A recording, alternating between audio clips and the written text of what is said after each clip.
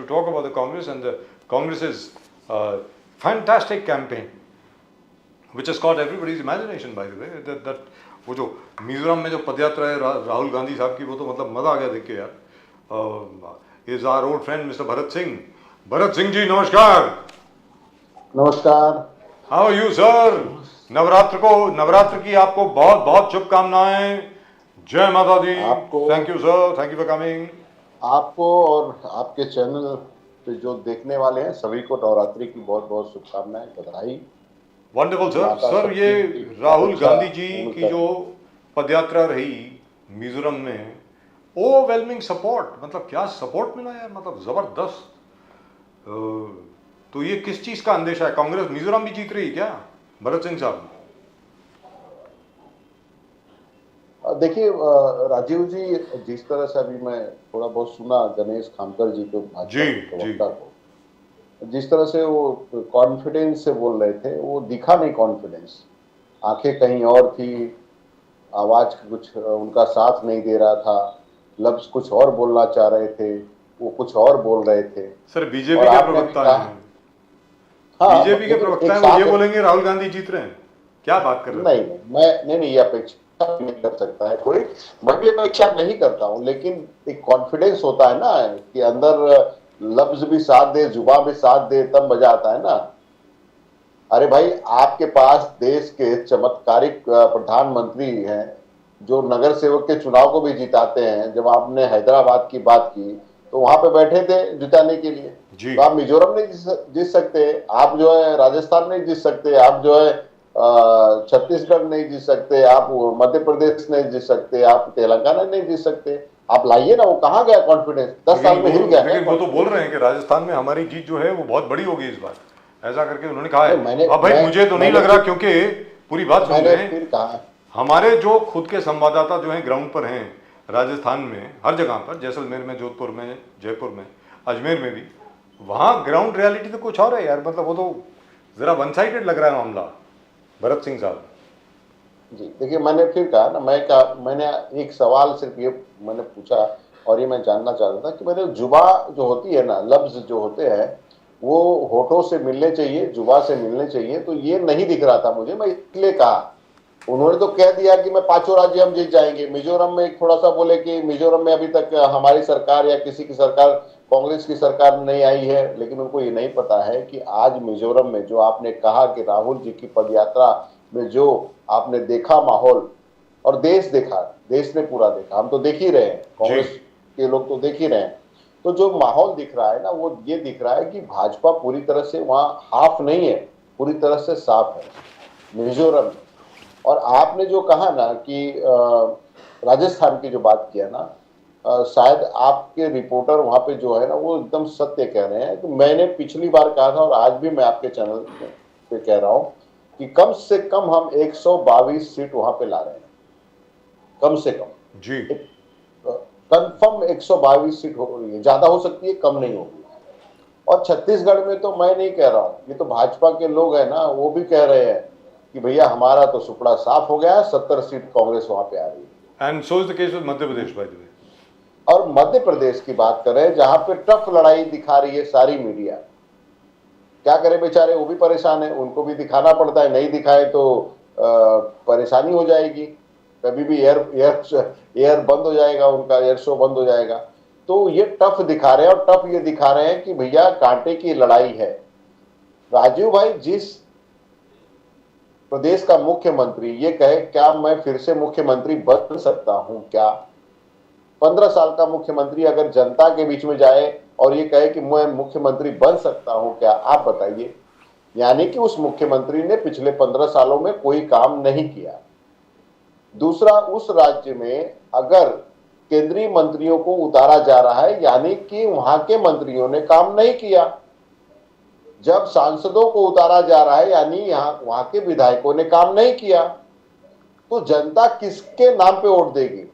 क्या मोदी जी के नाम पे वोट देगी? मैं मान लेता मोदी जी के नाम पे वोट पड़ता, एकदम मान लेता. लेकिन जिस तरह से पिछले 2 चुनाव में मोदी जी ने जाके वोट मांगे अपने नाम पे, एक तो जो है कर्नाटक में और दूसरा हिमाचल में, जिस तरह से ये उन्होंने कहा कि आप किसी को मत देखिए, मैं आपका बेटा, मैं आया हूं आपसे वोट मांगने, मैं आपका भाई, मैं आया हूं आपसे वोट मांगने, आप मुझे देखिए और वोट दीजिए, काम मैं करवा के दूंगा।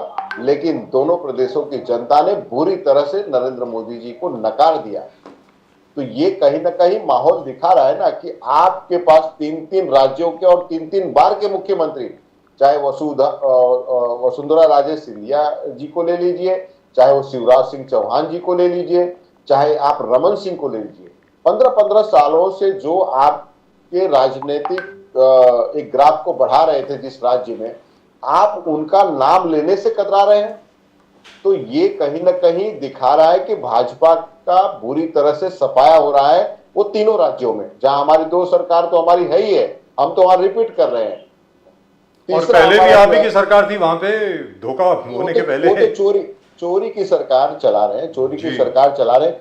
चोर देखिए, चोर कितना भी कहते हैं ना, कानून के हाथ बहुत लंबे होते हैं, उसी तरह कांग्रेस के हाथ भी बहुत लंबे होते हैं। कब तक बचोगे, कहां तक जाओगे? Bharat Singh ji, what about Telangana? Telangana, you want to talk about Telangana? Telangana sir ji, Telangana का बता देता हूं मैं। तेलंगाना में देखिए हम 68 सीट बता रहे हैं कि 68 सीट आएगी। मेरा अपना मानना है कि हम 70 सीट तेलंगाना में आ रहे हैं। वाह, isn't that amazing? Pradeep ji, Mizoram की रैली की जिक्र कर रहे थे भरत सिंह जी, बजाज साहब भी जिक्र कर रहे थे, फ्रेम में भी दिख रहा है जबरदस्त तरीके से राहुल गांधी जी का यात्रा, जैसे भारत जोड़ो में जो लोग जुट गए थे वैसे ही मिजोरम में देखने को मिला है। मगर राहुल गांधी जी ने लोगों से वहां से कहा कि मैं आपका फ्रीडम को प्रोटेक्ट करूंगा, मैं आपका ट्रेडिशन को प्रोटेक्ट करूंगा, मैं आपका रिलीजन को प्रोटेक्ट करूंगा ना। ये चीज है, सोच समझ के राहुल गांधी जी ने कुछ बोला है। जब भी वो कहते हैं कि लोकतंत्र खतरे में तो सोच समझ के बोलते हैं, जब भी बोलते हैं कि ऑपोजिशन बीइंग टारगेटेड तो सोच समझ के बोलते हैं। तो जब वो कहते हैं कि I will protect your freedom, I will protect tradition and I will protect your religion, तो इसको आप कैसे देखते हो? इसका एक्सटेंशन क्या होगा भरत सिंह जी?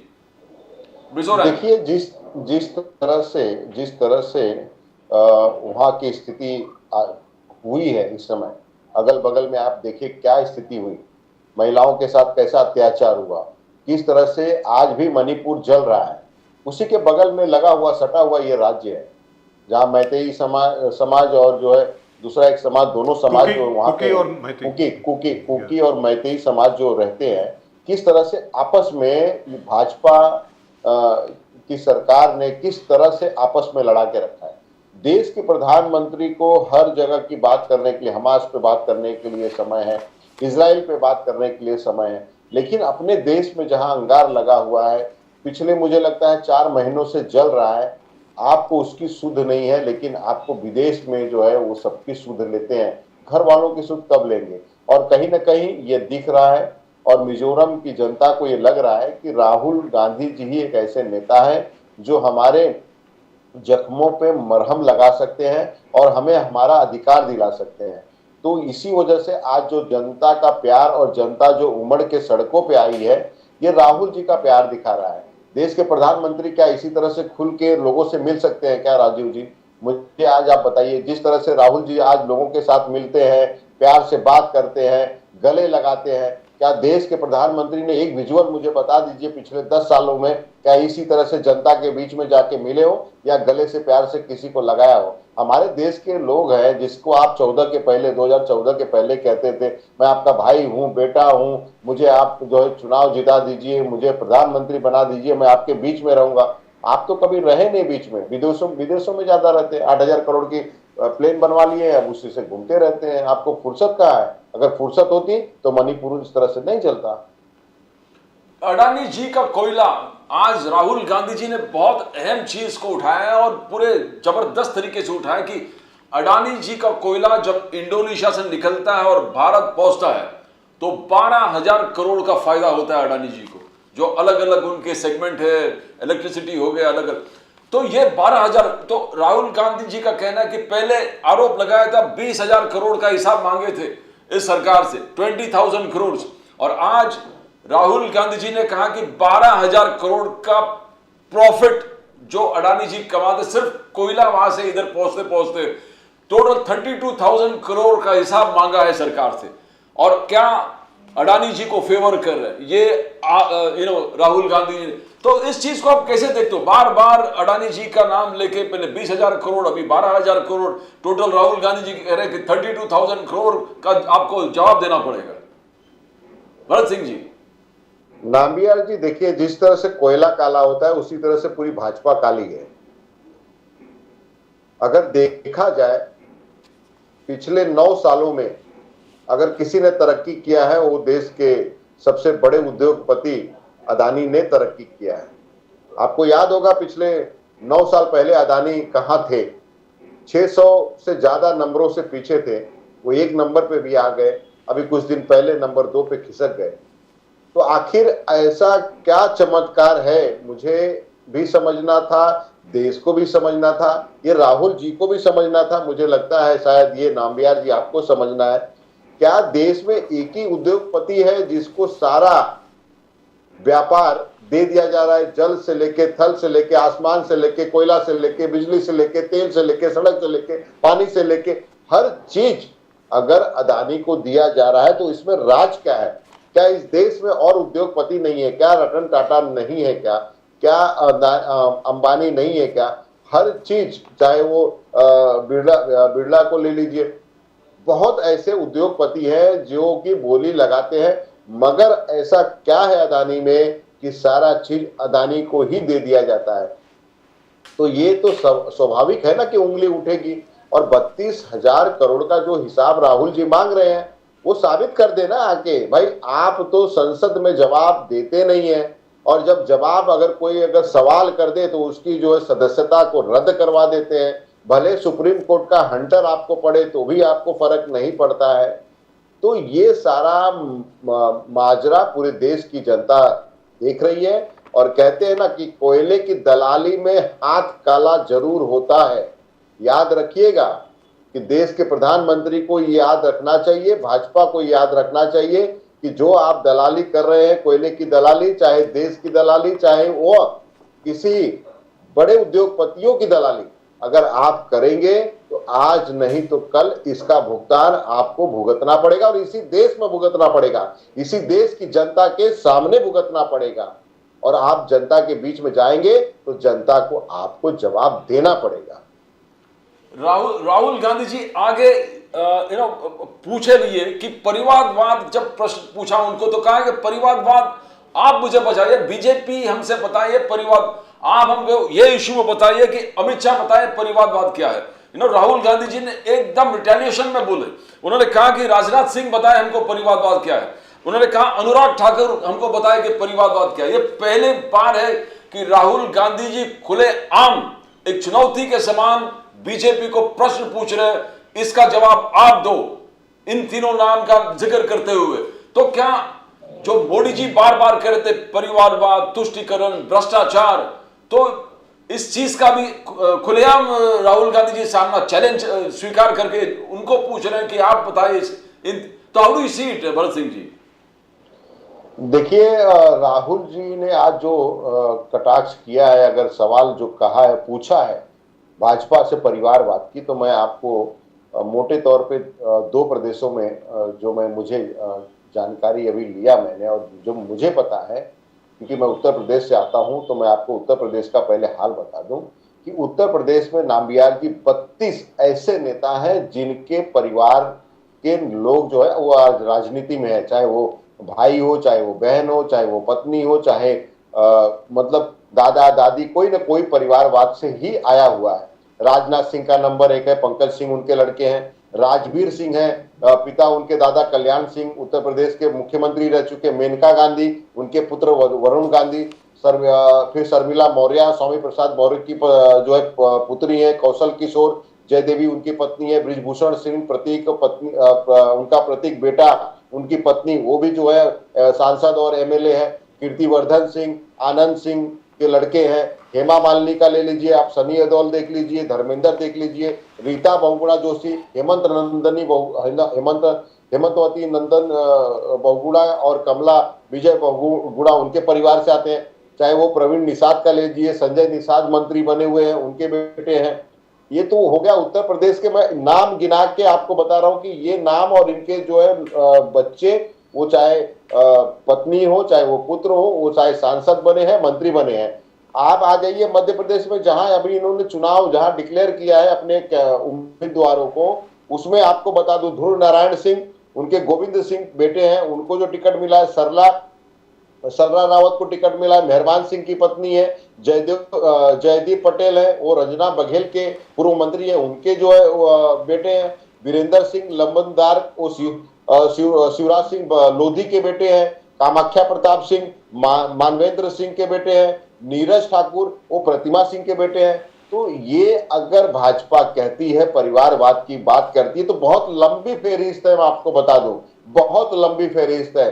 कांग्रेस के ऊपर उंगली उठाने से पहले भाजपा को और देश के प्रधानमंत्री को अपने गिरेबान में झांक के देखना चाहिए। ये तो मैं भाजपा की लिस्ट बता रहा हूं आपको, ये तो जो उनके सहयोगी हैं, चाहे वो सोनल पटेल हो, चाहे वो जो है वो पटेल की बात कर लीजिए, चाहे वो आप निषाद की बात कर लीजिए, जितने भी उनके अलायंस पार्टनर हैं, उनके तो पूरे परिवार के परिवार जो है राजनीति में है।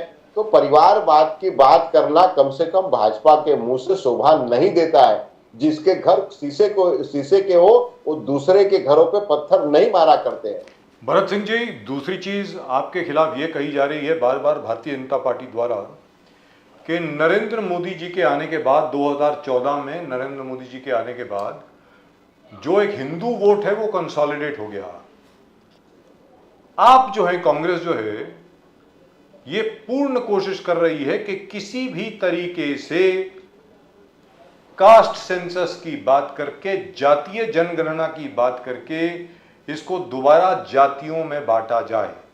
भरत सिंह जी, देखिए, आप जो कह रहे हैं कुछ इसमें सच्चाई है कि आने के बाद नरेंद्र मोदी जी जब देश के प्रधानमंत्री बने तो उन्होंने सिर्फ फोकस ये किया कि किस तरह से जातियों में विघटन किया जाए, कम जो है दो जातियों में आपस में जो है लड़ा के उनको अलग किया जाए।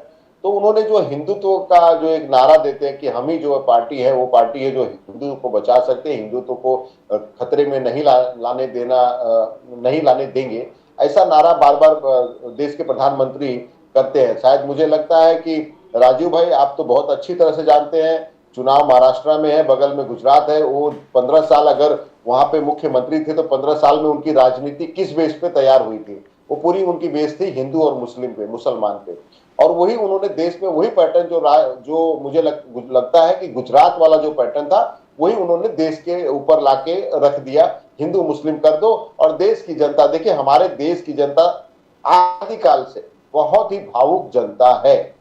हिंदू समाज बहुत ही भावुक होता है। अगर कोई आके उसे मोड़ देना चाहे तो हिंदू समाज मुड़ जाता है कि नहीं, जो है राजीव जी ये बात कह रहे हैं तो जरूर इसमें कोई बात होगी, जरूर। लेकिन वो सोचता नहीं कि इसमें पीछे उसका चाल क्या है, लेकिन बात है तो है। तो हिंदू समाज कहीं ना कहीं बहका था। लेकिन हिंदू समाज हो चाहे वो कोई भी समाज, हर समाज का पेट होता है और हर समाज के पेट को भरने के लिए अनाज की आवश्यकता होती है। और जब वो अनाज कम पड़ता है तब उसे ये पता चलता है कि अरे मुझे तो इस नाम पे बरगलाया गया, मुझे इस नाम पे बेवकूफ बनाया गया, अब जो है हमें जो है पहले जैसा ही रहना है और फिर हमें काम धंधा करना है, न कि हमें हिंदू और मुसलमान करना है।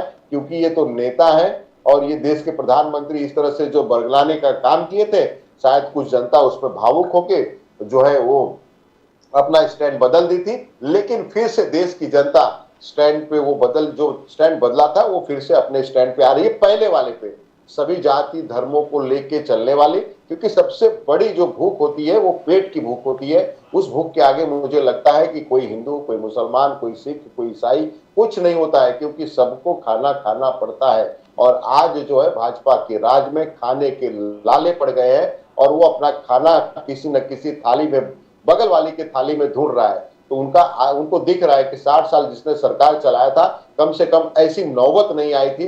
मगर ये जो है 10 साल में जो नौबत देश के प्रधानमंत्री ने लाया, भाजपा ने लाया है, वो दिख रहा है। I'll tell you, बीजेपी का कहना है कि देखो शारदा मंदिर, कुपवाड़ा में शारदा मंदिर, कुपवाड़ा कश्मीर शारदा मंदिर में 1947 के बाद पहली बार पूजा हुआ नवरात्रि का। 1947 से आज तक कभी वहां पर पूजा नहीं हुआ। बीजेपी का कहना है कि कश्मीर में जिस प्रकार से वातावरण बदला हुआ है, आर्टिकल 370 के एब्रोगेशन के बाद वहां माहौल ऐसा बन गया कि आज के तारीख में जाके पूजा कर सकते हैं, वो भी कुपवाड़ा जैसे एरिया में जो टोटल पहले मिलिटेंट थे, टेररिस्ट इन्फेस्टेड थे और वहां पर लोग डरते थे जाने के लिए। तो बोले ये चेंजेस है, ये चेंजेस हमने किया है कश्मीर, जम्मू कश्मीर और पूरे। तो इसको आप कैसे नेगेट तो नहीं कर सकते भरत सिंह जी? एक रेवोल्यूशन ही है कि शारदा मंदिर में जाके आज पूजा पाठ कर लिए, तो इसको कैसे देखते हो आप भरत सिंह जी? नहीं, पूजा पाठ होना भी चाहिए। सभी हिंदू धर्म के लोग वहाँ जो रहते हैं उन्हें पूजा पाठ करने का अधिकार भी है। लेकिन बहुत अच्छा लगा मुझे नामग्याल जी, आपने इस सब्जेक्ट को लिया और कम से कम बताया। मैं ये तो 370 धारा हटाया, उसका श्रेय लेना चाह रहे हैं। 370 धारा हमने हटाया, बहुत अच्छी बात है। वहाँ खुशहाली ला दी, बहुत अच्छी बात है। वहाँ पे सभी हिंदू भाई बहन एकदम खुशहाल है। इवन वो कहते हैं कि मुस्लिम भी खुशहाल है, बहुत अच्छी बात है। जब सब कुछ आपने सही किया, जब सारे लोग आपसे इतने खुश हैं, पूरे कश्मीरी खुश हैं, तो अभी वहां पे नगर पालिका का जो है वहां पे चुनाव हुआ। चुनाव में 28 सीट में से 26 सीट जो है वो कांग्रेस पार्टी को कैसे मिल गई? कैसे आपकी इतनी बुरी तरह से जो है हार हुई भाई? अगर आपने इतना काम किया कश्मीर के लोगों के लिए, कश्मीर के लिए, जम्मू कश्मीर के लिए, तो मुझे भी इसका जवाब भाजपा के लोग ये दें कि यहाँ पे चुनाव होता है और आप वहां की जनता आपको नकार देती है। ऐसा हो सकता है क्या? अगर आप अपने पूरे स्टाफ को खुश रखें और सही तरह से पेमेंट दें और उनको लाड़ प्यार से रखें, तो क्या लगता है आपका स्टाफ जो है आपका सपोर्ट नहीं करेगा क्या? तभी वो आपका सपोर्ट नहीं करेगा जब वो दुखी होगा, जब उसको उसकी सैलरी नहीं मिलेगी, जब उसका घर नहीं चलेगा। तो ये आप समझिए कि भाजपा के कहने में कथनी और करनी जो होता है उसमें बहुत फर्क है। वो टीवी पे आके कुछ भी कह दे, ग्राउंड में अब जब आप जाके देखेंगे तो वो हकीकत आएगा कि 28 पे, अगर देखिए वहां पे खाता भी नहीं खुला है, 28 में से 26 सीट जो है हमने जीता है और 2 सीट जो है इंडिपेंडेंट लोगों ने जीता है। तो मुझे ये नहीं समझ में आया राजीव भाई कि जहां पे इतनी खुशहाली ला दिए कि कहते हैं ना कि सब खुशहाली है, तब उसमें भाजपा की स्थिति ये होती है। तो मुझे लगता है कि 5 राज्यों में चुनाव और 2024 के चुनाव में क्या होगा, ये तो भाजपा और भाजपा के लोग ही बता सकते हैं। Right, thank you so much sir, it's been a great pleasure talking to you as always. और थैंक यू सर। मैं उम्मीद करता हूँ कि कांग्रेस इसी तरह बढ़ते रहे, इसी तरह अपनी जड़ों के साथ जुड़ी रहे और बहके नहीं। कांग्रेस जो बहक जाती थी ना बीच बीच में, वो नहीं होना चाहिए। नहीं, कांग्रेस तो नहीं बहकती है, लेकिन अभी पहले जैसा कांग्रेस नहीं रह गया। राहुल जी के आने से और राहुल जी के जो है एक कहते हैं ना कि वो खुद काम करते हैं और दूसरों को भी काम पे लगाते हैं कि आप भी मेहनत करिए, जैसे मैं मेहनत करता हूँ वैसे मेहनत करेंगे। और जो मेहनत जी और जो मेहनत करेगा वही कांग्रेस में रहेगा। और अभी बहुत अच्छी टीम है कांग्रेस के आसपास, जो उनके एडवाइजर हैं बहुत अच्छे हैं। जो पहले जरा कुछ लोग थे, अच्छा ही है कि कहीं दिख नहीं रहे आजकल आसपास मुझे ऐसा लग रहा है। Anyway, thank you very much. एक बार फिर आपको नवरात्रि की बहुत बहुत शुभकामनाएं। Thank you very much. आपको भी नवरात्रि की बहुत बहुत शुभकामनाएं। धन्यवाद। Thank you. जय माता दी, Vande Mataram. Well, the BJP is very confident. The Congress is also very confident. So I'm not sure. But you know, it's a challenge to how Prime Minister Modi is taking these elections and how the Congress is really taking this. We have been discussing that Congress has delegated powers to its local leaders in the states. Yes. Whereas here, where the BJP is concerned, it's all centralized. It's centralized and totalitarian तरीके से. Mr. Modi is the only face. It doesn't work all the time. It works in the Lok Sabha. So you got 5 elections. So it's not going to be an easy task. If it is one state election, we could still understand it. But if it is 5 states and you got only Prime Minister Modi, I think it will be very difficult for the BJP because you've allowed your regional satraps to fade away. When you do that, you are asking for trouble because finally it is your regional leaders who are giving you the strengths that you have. the Prime Minister alone cannot be expected to carry the entire weight of the party on his shoulders. He can't do that. He needs people. Well, that's just about it as far as tonight's show is concerned. We do have some comments that let's take a look how colorful they are. आप channel को ज़रा subscribe भी करें अगर आपको पसंद आया तो, लाइक करें, सब्सक्राइब करें, शेयर करें, और let's take a look at the comments.